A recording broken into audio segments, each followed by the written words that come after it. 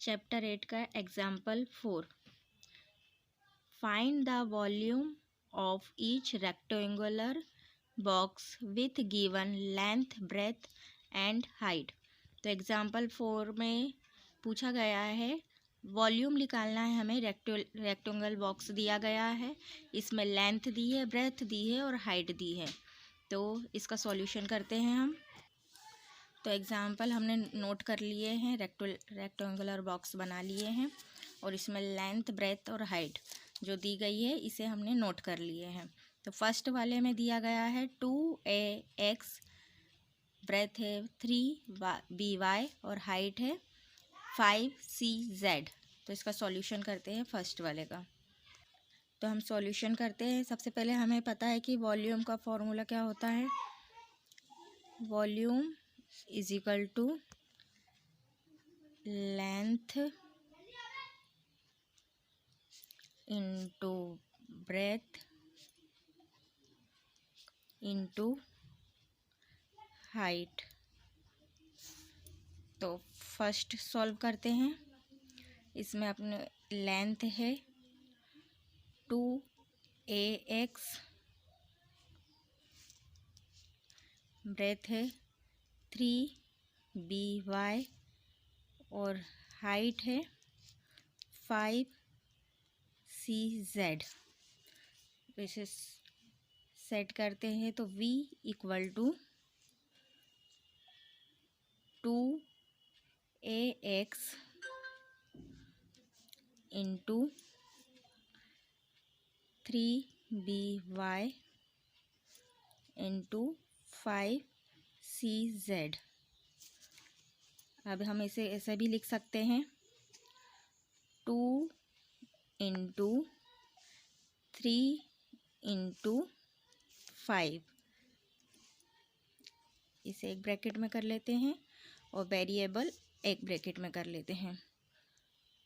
ax into by into cz। तो अब into करते हैं हम इसका। 2 इंटू 3 6, 6 इंटू 5 30। अब इधर वेरिएबल का इंटू करेंगे तो a into b into c। तो ये आएगा abc। x into Y into Z, xyz। तो हमारा फाइनल आंसर होगा 30 abc xyz। ये हमारा आंसर है। ये फर्स्ट वाला सॉल्व। अब हम सेकंड सॉल्व करते हैं। सेकंड में दिया है लेंथ दी है m² इंटू n, ब्रेथ दी है n² p और हाइट दी है p² m। इसे फॉर्मूला में लिखते हैं volume is equal to length है हमारी m² n, ब्रेथ है n² p और हाइट है p² m। तो इसे ऐसे लिख सकते हैं हम m और हाइट में m है तो ये m² m into m। Same variable को साथ में लिख लेते हैं n इंटू n। यहाँ n नहीं है तो यहाँ n इंटू n²। अब p into p², m into m m² तो m³ into n into n² n³ into p into p² p³। तो हमारा फाइनल आंसर ये सेकंड वाले का। अब थर्ड वॉल्यूम लिख लिया हमने। इसकी लेंथ दी है 2q इंटू ब्रेथ दी है 4q² और इंटू हाइट दी है 8q³।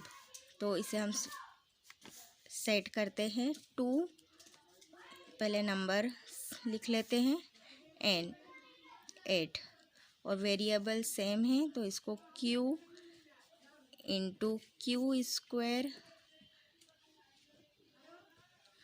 और इंटू q क्यूब। अब इसे सॉल्व करते हैं।